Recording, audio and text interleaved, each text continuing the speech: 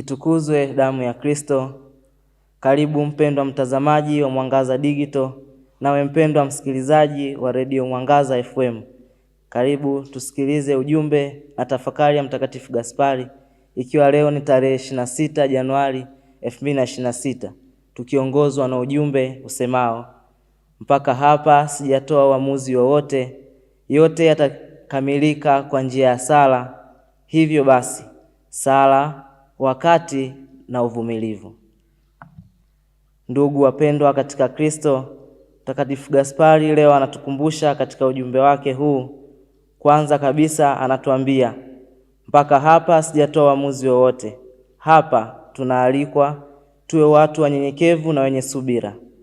Katika jambo lolote lazima tumuombe Mungu ili apate kulibariki liweze kwenda vyema, yote kwa ajili ya sifa na utukufu wake.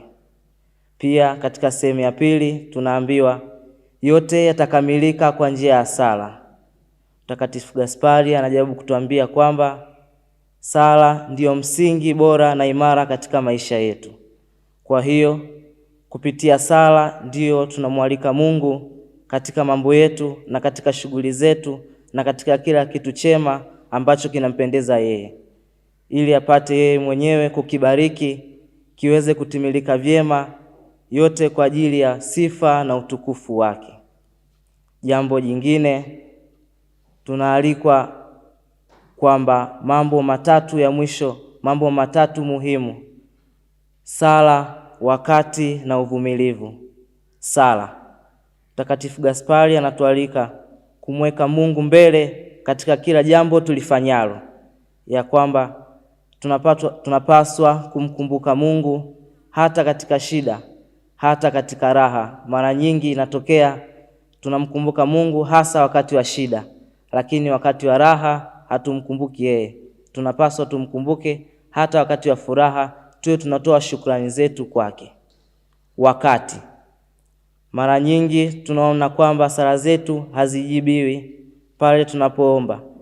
Sisi wanadamu tunatamani tujibiwe pale tu tunapoomba ili sala zetu siweze kujibiwa, lakini tunajifunza kwamba Mungu ndiye anatoa wakati sahihi na majibu sahihi kwa wakati anaopendezwa naye yeye.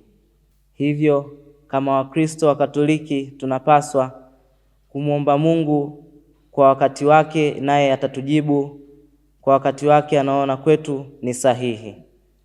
Uvumilivu. Hapa pia tunafundishwa ya kuwa uvumilivu ni ishara ya imani hai, imani isiyokufa katika mambo waombayo. Hivyo kama Wakristo tunapaswa kuwa wavumilivu katika mambo yetu, hata yale tumwombayo Mungu, hata kama hatuoni matokeo yake.